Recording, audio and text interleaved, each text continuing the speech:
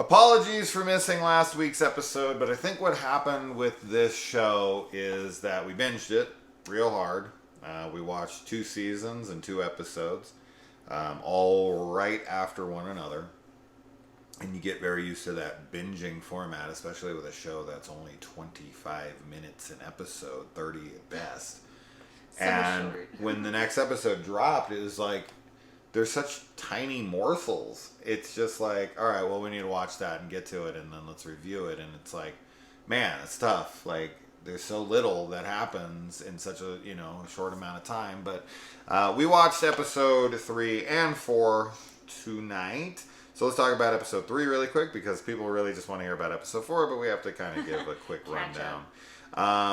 Now, we see some Julian flashbacks where he came over after Jericho's death, and he happens upon his sister in a very dead-like state. I mean, she tried to kill herself, and I think is maybe they're all dead.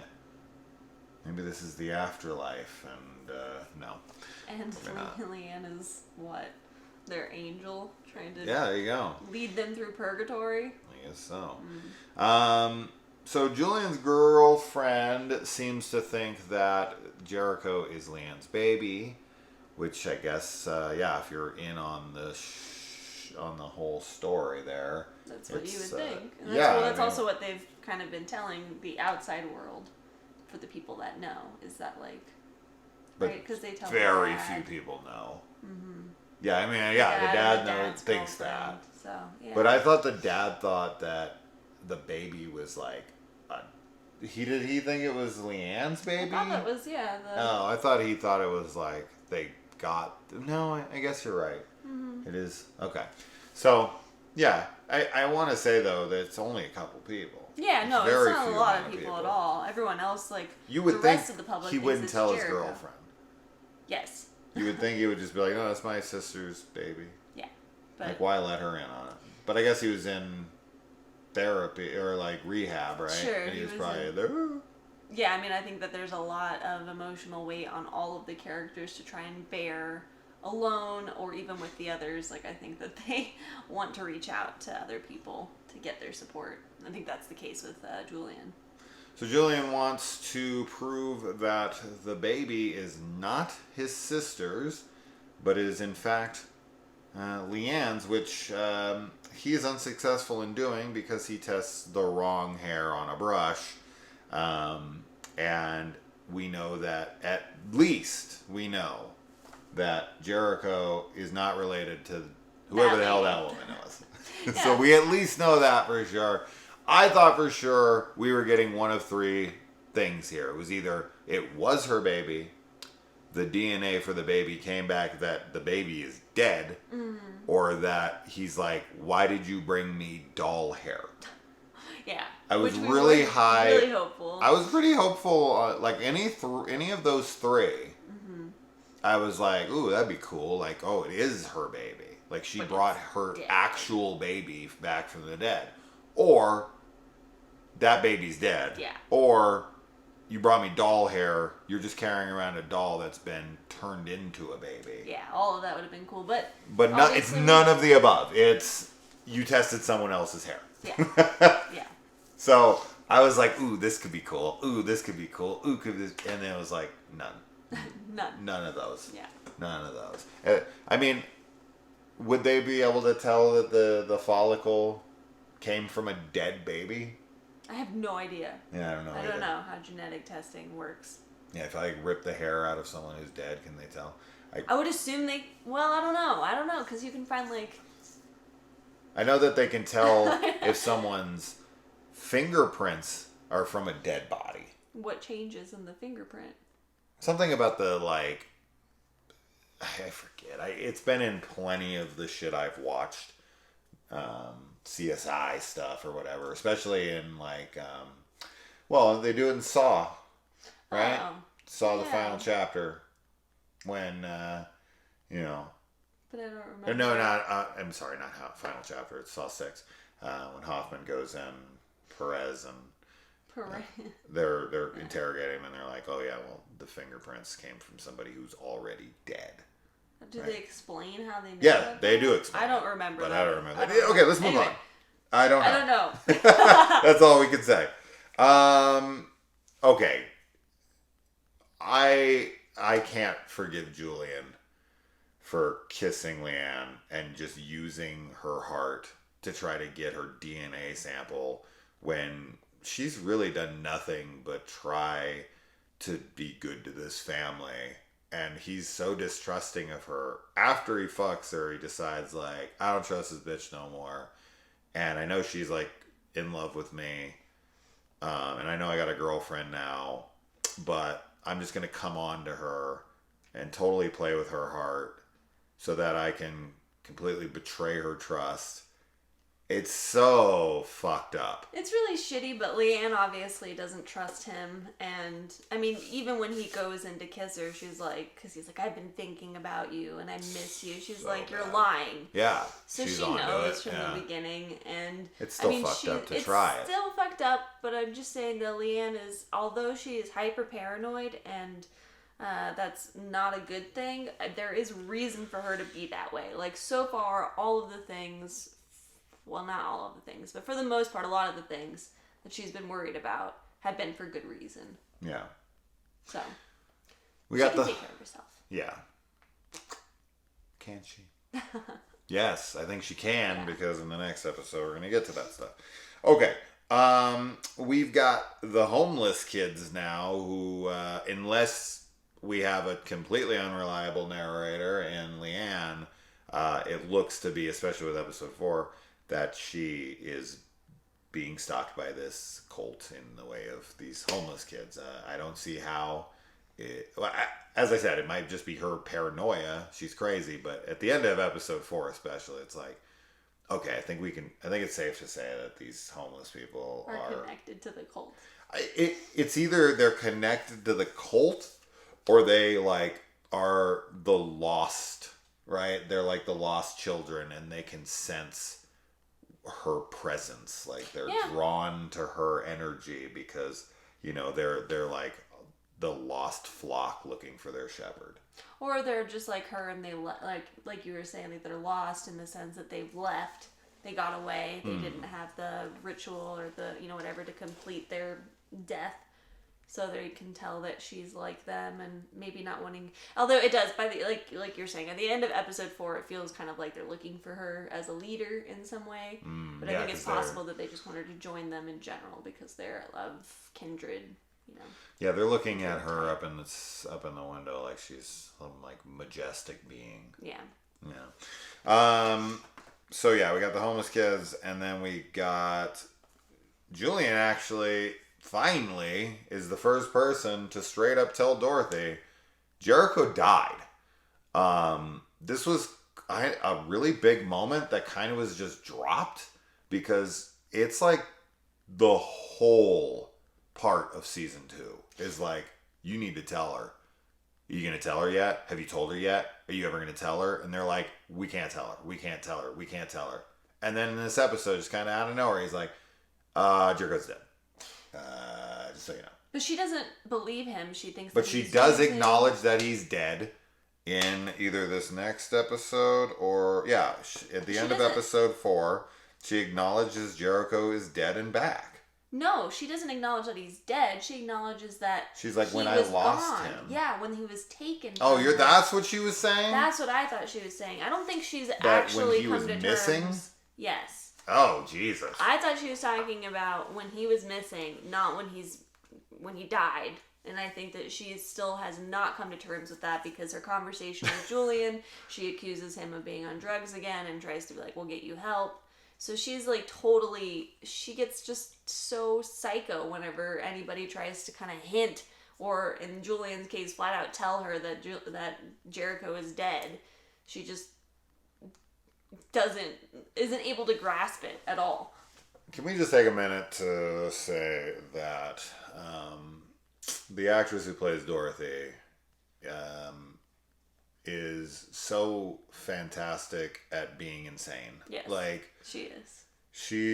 She's in that like top tier now of like Annie Wilkes, and Claire Danes in Homeland, and even this is probably something you haven't seen, but my God, it's fantastic as well. Is the other Annie Wilkes from the second season of Castle Rock? I have seen that. Did you see that?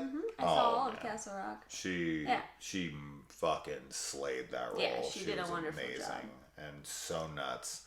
And this girl is just that level for me. She just the look she gets in her eyes. Yeah, like when Julian tells her that like Jericho's seen, she's like, yeah, she glazes over. Her expression, she's wonderful. She always looks unhinged in some way, and I love that she's able to show these mood swings from being like, she's super manic and super like God complex, like thinks she's the best thing ever, and then she kind of crashes and gets moody and mean and bitchy and all this stuff. But yeah, whenever she's in those denial moments, like she just looks absolutely insane. Like you can see her literally trying to hold her brain together. yeah. With like a string. She plays this role so well. Like just the like stuck up. I shouldn't even say stuck up. I should say the like rich chick who's really trying her best to like act normal and like one of everybody, but she's got such privilege. Yes. And she like knows she's above people, but tries to act like she isn't. Yes. Like, She and she like talks down to humble, people. yeah. But she does it in like, she does it in this way where she acts like she's trying to be so sweet and connecting with people, and she plays that perfectly. Yes. She feels like some rich bitch who is disconnected from reality and has lived in her fucking tower for too long. Yeah. And is like trying to connect with the peasants. Yes. And It's but super she's like, believable. and it's funny because like I feel like it's genuine from her. Like she's really trying to connect, but she has no real understanding of people's plight, as she likes to keep saying in episode 4. Folk, yeah. All right, so yeah, episode 4, which we've already kind of talked about already. I mean, we were gonna kind of jump back and forth. Leanne is very protective and definitely completely agoraphobic and paranoid out of her goddamn mind at this point, and she is definitely gonna, and she does with Dorothy for a minute, but she's starting to get too possessive. She's starting to get too paranoid. She's starting to get too controlling. Like everyone, she's not starting to. She is, but like it's starting to become too much. And Sean's just this like really good guy who's always trying to be like everybody's best friend and be such a rock in the family. And I just, man, it's sad to watch everything kind of fall apart around him. It is. He's such a sweetheart. He's definitely my, as far as likable characters, it's like him and Leanne are sort of my top in this show right now. Yeah, Leanne's just definitely lost it. And now, unfortunately, the creepiest thing that's happened in this show in a little while is not cults, and it's not, people trying to come and fucking kill you in ritualistic Damien Omen-esque ways. It's some fucking child-proofing carpenter hitting on this 19-year-old girl in the lamest fucking way. Oh my god. I was just, it's uncomfortable. It actually made me like look away from the screen for a second. I was just like, Jesus, dude. So what is wrong with you? This is just and she's wearing like Leanne, Dorothy's kind of convinced her to wear like leggings and like workout, comfy workout clothes, and Leanne already is uncomfortable with exposing her body that much so that people can see it. Yeah, it's the Amish attire we were talking about. Yeah, and Dorothy's trying to convince her like, no, this is fine, you can wear this everywhere, like this is what girls your age do, and so she's embracing that, and then it gets hit on by this guy who's just gross and too forceful with his like come-ons for her. And she instantly goes and changes into her normal clothing. Yeah. It sucks. Read the room, man. It sucks. It's like, You know. why? Look in the mirror and read the room. Like, you really think that this chick's gonna be into you? Come on. It's just delusional. It's just crazy to me. This guy is just... And see, it would be one thing. Like, okay, obviously she's out of his league. He's too old for whatever. I mean, maybe if he was like super sexy guy, it would be different. But this guy's so clearly not. But it would be one thing if she was like coming on to him. Sure. Like heavy, then sure, go for it. I mean, if you know... If that's what she wants, go for her it. body language is her body clearly language is like, uncomfortable. get the fuck away she from has me. a baby in her arms Right. too. Like all of it is just extremely inappropriate. Well, and it's super unprofessional. Like, and very dude, unprofessional. you're gonna get He's fucking. there- yeah. What's your Yelp review gonna look like for your company? 0 out of 5 stars. Fucking creeper hitting on my nanny. You know, very forcefully. I got a friend with a place downtown, and you know they won't card you. And what the fuck, dude? I think she'd probably get alcohol on her own if she wants. Like, that's not a big deal. No, with that wine. What era are we in? Yeah, right, with the wine cellar. 100%. Yeah. All right. Anyways, moving on from that disgusting piece of shit. And yeah, I mean, she thinks she looks like a slut, so she starts dressing Amish again. Even though I really like her outfits, I think they're adorable. Oh yeah, they're super cute. They're fashionable still. Like it's not like you can't see her body shape, but it's just not skin tight leggings. Yeah. Where you can see like her outlines of everything. But the skirts and everything that she wears, like they're super adorable. Yeah. There's tons of people that would 100% still wear those clothes.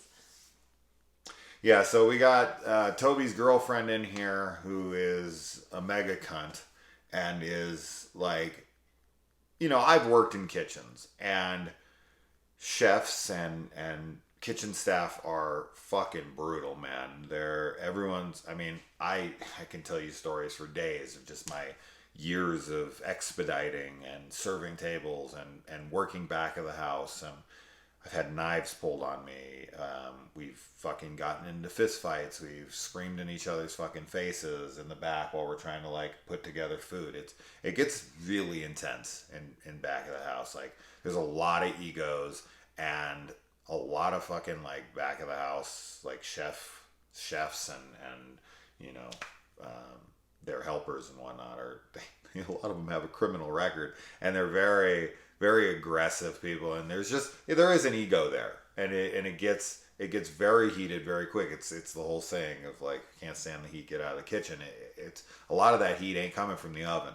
It's so bizarre because I have worked in restaurants as well, and I've never had that kind of experience with like other chefs or people that are cooking or anything. You're not hearing them yelling at each other back there? No, I've never had that experience. What restaurants? Well, they're not like the like Applebee's or like anything like that. Like I worked at like a family-owned Italian place when I was in Florida. I've worked at like juice bars and like vegan restaurants and stuff. Vegan restaurants. They're not yelling at each other. No, in vegan restaurants. Everyone's like mellow, man. it was great. Like it was people. We were just like friends and like hanging out and making stuff. So when you were like, yeah, that's what chefs are like for real. I was just like, yeah, I mean, what? especially like the higher up you go, the chefs, like legit chefs, oh my goodness, they're ego fucking maniacs. It was so crazy. Yeah. And yeah, the Gordon Ramsay shit, I mean, yes, it's overblown for television, but not much. Not by much. I mean, he overblows it forth. I don't think he's mad half the time. Like, I think he's just like, this is good for ratings. Yeah, entertainment. But anyways, she's a bitch, and She's she gets awful. her finger cut off, and we can only assume from what we're seeing that Leanne is responsible for taking her finger off, it getting garbage disposed of, and Dorothy lactating on camera, pretty much ruining her career so that Toby doesn't have to deal with this bitch anymore. Sean doesn't have to cook with this bitch anymore. And Dorothy is going to be at home where she belongs because they have a conversation where she's like, you should be home more. Mm-hmm. And basically, you know, Leon's very much attached to the old ways of her mother's life with her because she brings it up. Like, this shit my mom used to say to me when I was dancing for pageants and whatnot. And she wouldn't feed me and all this stuff until I got everything perfect. And she didn't think much of her dancing. But then after she does all this shit, she like rewards herself by going upstairs and freely dancing, like she's, you know, happy again, and she can do that. So she feels powerful. Right. So she's got, she has some kind of power, because she says very adamantly, like, I'd never let anything happen to Jericho. I'm never going to let anything happen to Sean.